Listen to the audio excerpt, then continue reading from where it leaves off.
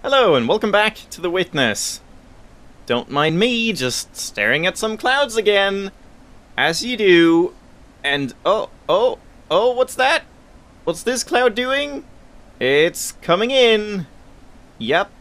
So I just happened to basically be in the worst possible time for this, I feel. I've actually waited a full rotation now, because I got here right after I ended the recording. I figured, okay, I'm gonna go look more at the puzzle down in the mountain, and I took this route past this and just checked it out, and it was like perfectly aligned as soon as I got here. So had I just waited like a minute or two longer, it would have become obvious that something was happening. But oh well, now we just have to wait a bit. I could have started maybe a little bit later on, but it shouldn't take too long. What's kind of confusing, though, is that this is not like, it's not a spiral, it's not a cycle. It doesn't continue going around and around as I thought. The clouds do actually sway to and fro, like I said, except it's just a much more drastic cycle. So this puzzle is actually the end point of the swaying cycle, where it joins up here, links up, sits there for a little while, like a minute or so, and then it starts going back the other way, which is why it feels like some of the clouds were like going one way and then another and stuff. I don't even know. Just some excuses, I suppose. But yeah, we'll just wait now. And then I also got some revenge on that mountain puzzle. No excuse on that one. It was just, I just didn't see the solution, and then I went back in, and within like 2 minutes I was like, oh right, you can do this, and it was very, very simple. So whoops. But that's how it goes sometimes when you just stare at a puzzle.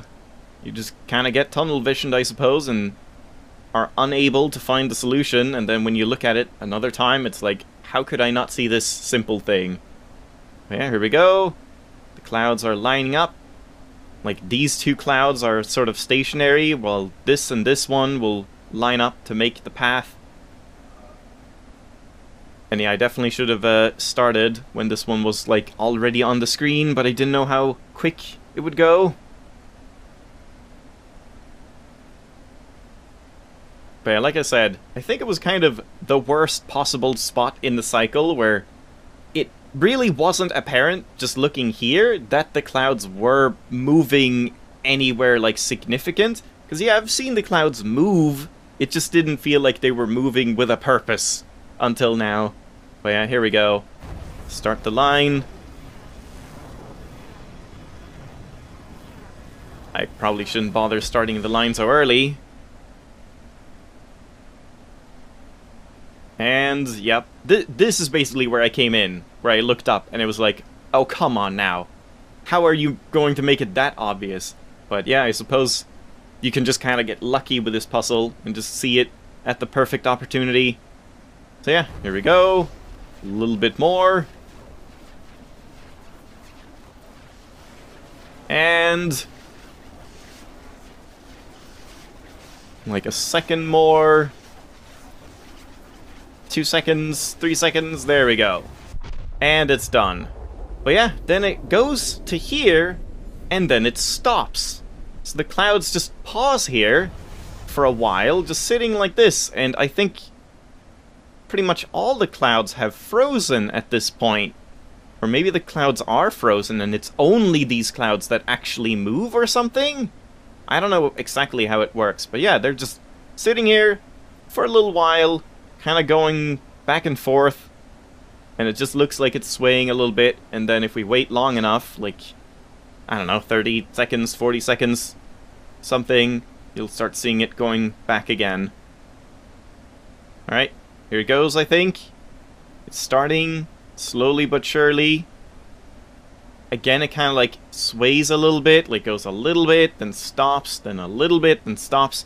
It's like it keeps going kind of in an oscillating thing that builds up, like, speed as it goes on. And then it detaches, and everything goes back. So this whole cycle is like, I don't know exactly, maybe like 10-15 minutes at most, so it's not that bad. Again, just kind of unfortunate timing, I suppose. But yeah, there we go.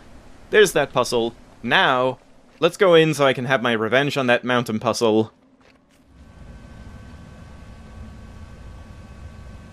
And here we go. Alright, so this puzzle, really not that complicated when you think about it.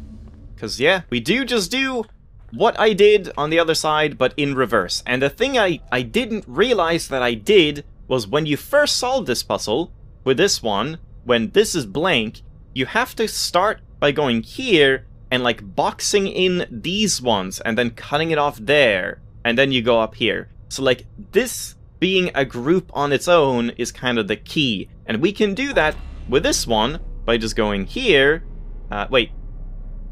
Just going here and then up this way. Cut it off here, and now that's a path that then allows for a path for the blue as well. So there we go. Now the rest is really not that difficult to figure out, so god damn.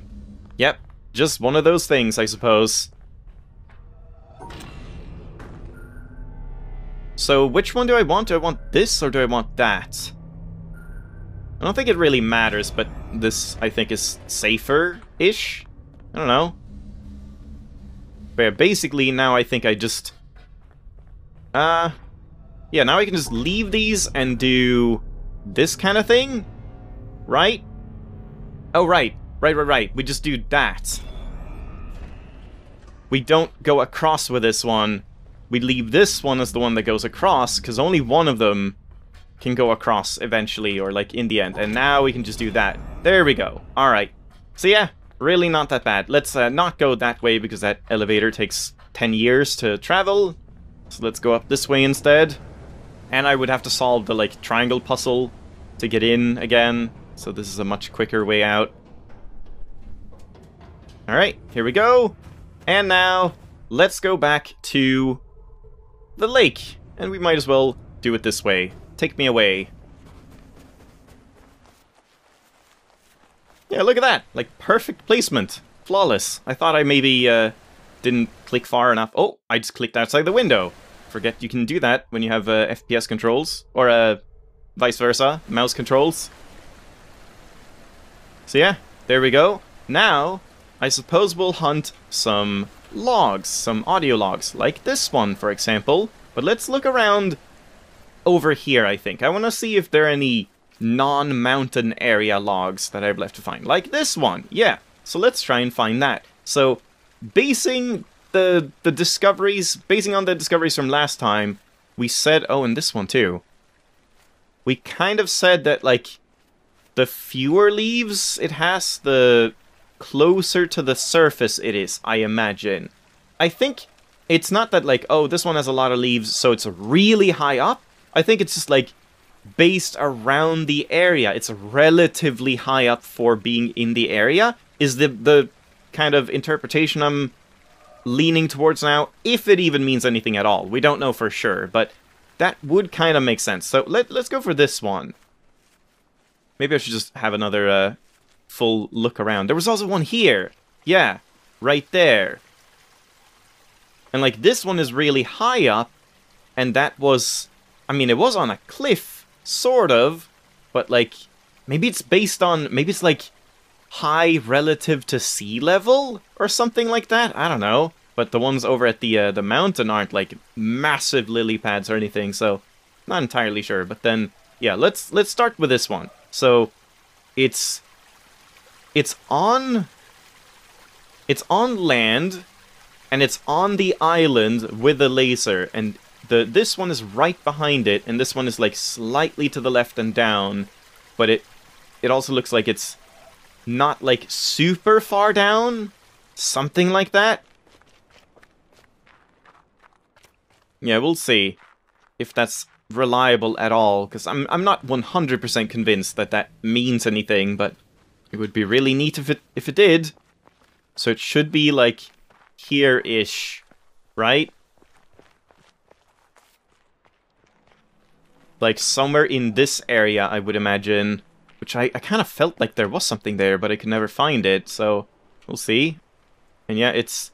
So the laser is right here, and behind it is the log. And the log isn't like that far away. So this one would be a little bit ahead of the laser, like, yeah, about here. Okay, let's have a look. Just around all these corners and stuff. It might be lying on, like, a cliff or whatever. Could also be something where you can see it from the boat. That is possible.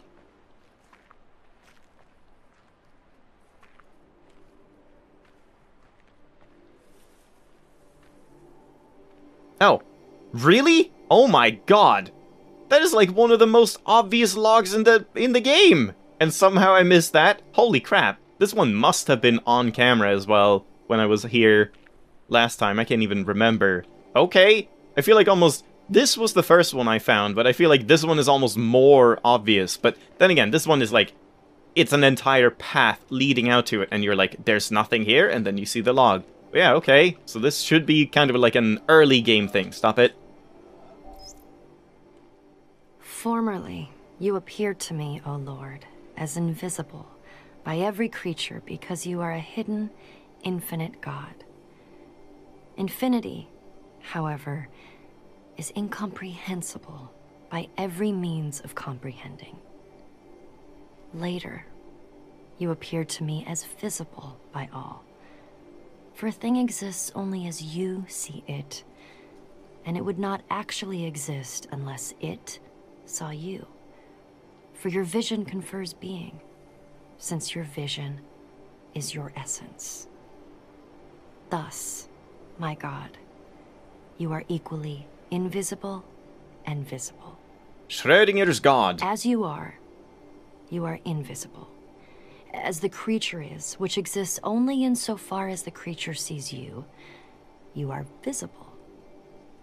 You, therefore, my invisible God, are seen by all, and in all sight you are seen by everyone who sees. You who are invisible, who are both absolute from everything visible and infinitely super exalted, are seen in every visible thing and in every act of vision. Therefore, I must leap across this wall of invisible vision to where you are to be found. But this wall is both everything and nothing.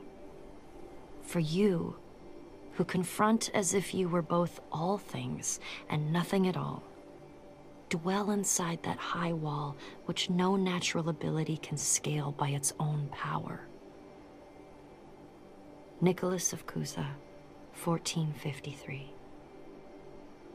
Well, you know, I mean, in terms of interpreting it, it just seems kind of, a little dull to me. It's a very religious praising of God, basically, and oh my god, he is so good and the best and infinite and perfect in all ways, comprehensible and incomprehensible. So, not particularly interesting of a quote or viewpoint, in my opinion, but it is neat to see that it's right here at the puzzles that are invisible, or like progressively get more and more invisible, and you have to see the invisible portion of what you're doing in the visible portion and stuff. So, in that sense, fits perfectly, but yeah, beyond that, I don't know if there's anything more to read into that. But yeah, there we go, that's one log down. Let's see if we can maybe get, like, another 2 or something today.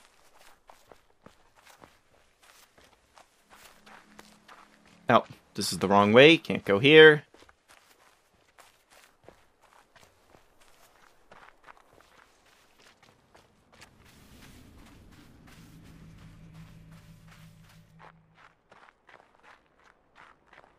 Alright, let's have another look around here as well. So that's open now. And I mean, the height was kind of, like, hard to tell if the height meant anything in that situation, but we'll keep looking at it. This is, like, with the desert temple, right? So this was the puzzle that was on the beach, I believe. Ah, and I see... Wait, do I see? This log is, like, next to a clam, but was that clam closed before? Because I guess that's the clam that has the gate code for the beginning, right? I think so. Yeah, there we have a clam as well. And then here was a log that I don't really remember, but sure. And we seem to have most of the logs here. There's one right there. So which one is this? This is the castle, right? Or this is the desert laser. This should be the quarry then. It's the Golden Forest? I believe this might be the Golden Forest. And then this is the castle. This is the Spike Forest, I suppose. And then over there is the swamp. Right? Something like that. So, very, very close to the Golden Forest one should be a log. So that shouldn't be too hard to find, like right here. Wait, and how many leaves? Did we see that? Just like very few? Kind of. So I mean, I guess like near the ground, possibly?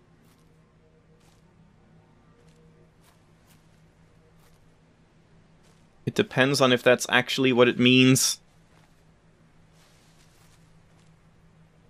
I already checked inside, so I don't feel like it would be there, but I'll check again, of course. Just gonna have another look around here outside.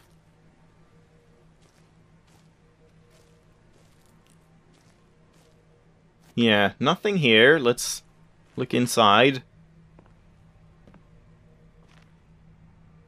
So yeah, I thought I was pretty thorough looking around here, because I thought there would be something, and then there wasn't.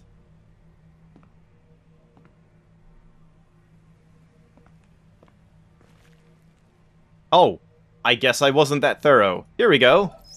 And this one is like yellow-orange. 66 times have these eyes beheld the changing scene of autumn. I have said enough about moonlight. Ask no more. Only listen to the voice of pines and cedars when no wind stirs. Leonin, 1711. Well, that was short. I don't really know what that, like, means, what you can read into that. But just, like, I guess don't listen to my words, listen to nature and stuff instead. And yeah, I mean, obviously it fits this area, but not really much to say about that one, I don't think. Pretty simple interpretation. Yeah, that's done there now. This one we have as well. So this is the Golden Forest, this is the castle, and here's the Spike Forest. So sort of right in between all of those. And here I believe was the temple, Jungle Temple. So it's like almost in the middle of everything. So like from here... Wait, and leaves? Kind of a lot of leaves. So maybe slightly higher up? Like in a tree? But it's not all the way to the Jungle Temple, so it would be like... from this to that to this. It would be like in this sort of area. Maybe up there. That would make sense. I think I looked around there, but I didn't find anything. Oh man, if this is true, I'm loving this. I love that there's a way, perhaps, to like read into... I don't need to go here, hold on. To read more info out of the lake in order to find these logs in an easier way. Because like even just having them, just the horizontal position would be good enough, and you would eventually find them, but if you can even read into the verticality, that just makes it even better. So yeah, let's see. It should be sort of in this area, or maybe just along the wall somewhere, possibly. But maybe I'm not quite right on the horizontal position here. Like it might be up here or something in the rocks, or I don't know. But yeah, it did have some leaves on it. So make sure I check every little corner.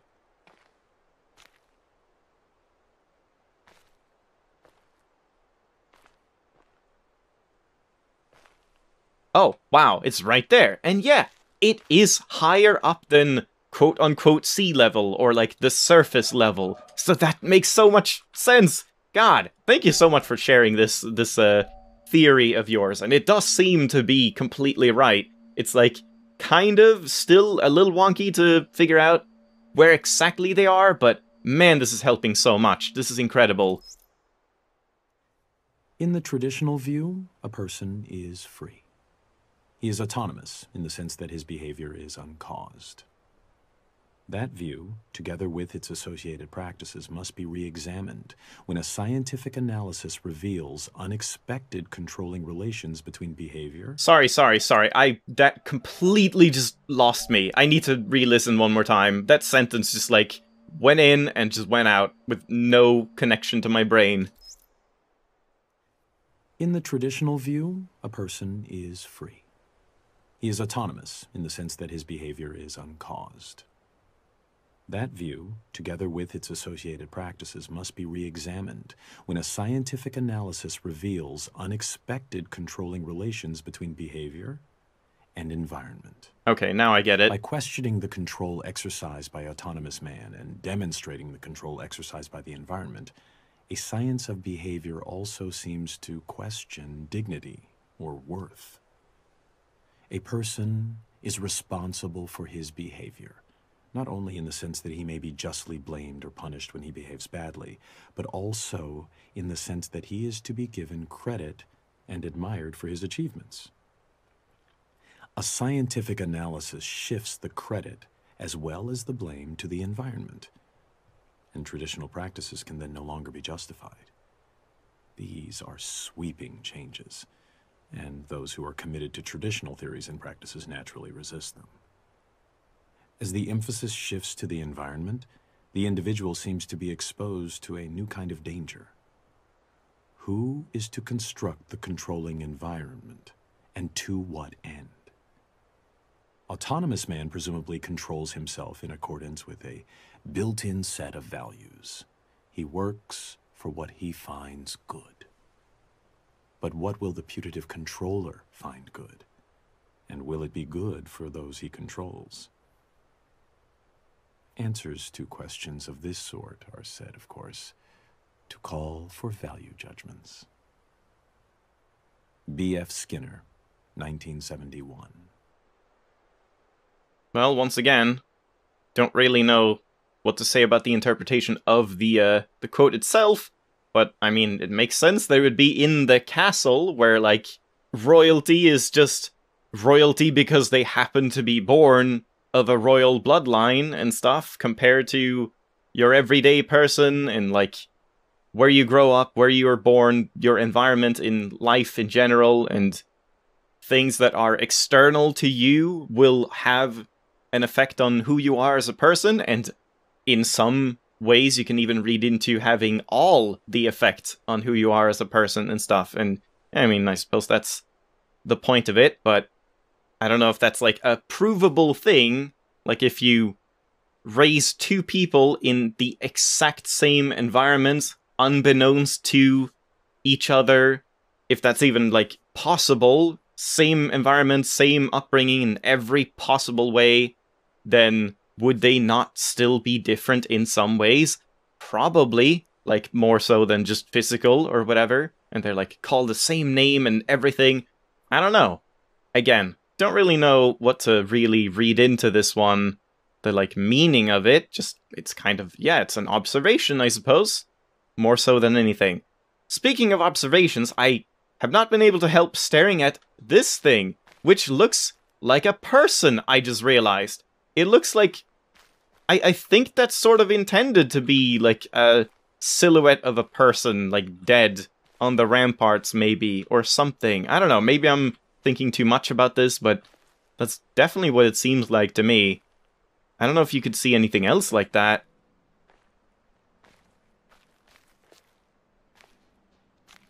Doesn't seem like it, really. But yeah, that guy is just dead, I suppose. Anyway, I suppose maybe we should just leave it off there, so let's just exit the castle, and next time we'll just hunt for more logs. I'm really liking this so far, now that it feels like you have clear direction. Well, not so clear, but you know, when you know how to read the directions, they become clearer than you would normally think. And yeah, I'm really enjoying this. The environmental puzzles do seem like they don't have as much clear direction, but maybe there's something to that too, where maybe like the order of them on the pillars is an indication of the height or something like that. I've not really been paying attention to that, because yeah, we already know that when you look at them, the hexagonal pillars will point in the direction, like the face that it's on will point in the direction that they are located. We established that kind of early on, like the first time I saw a pillar and pillar puzzles and stuff like that, I think. But yeah, I don't know if you can establish more than that, like the distance that you have to walk. Maybe it's like, also instead of height, it's the distance from the pillar, where like the higher up on the pillar or the lower on the pillar the puzzle is, the closer to it will be, or something, or vice versa. That could be interesting to try and read into as well, because if that's a thing you can do, that would also be incredibly helpful. So we'll see. I'll try and think about that, and if you have any ideas on that front, feel free to let me know. I'm definitely going to be like more spoiler accommodating the closer we get to the ending. We'll definitely have several more episodes at this point, but I'll let you know when I think the spoiler gates are completely open, because I want to like at least try and see as much as I can before we move on from the game, and I can't just like wait until I posted my last video and then people tell me stuff and then it's like, oh shit, I wanted to check out more. But yeah, we'll see. Thanks for watching, hope you enjoyed. I had a lot of fun in this one. I'll see you next time. Bye bye!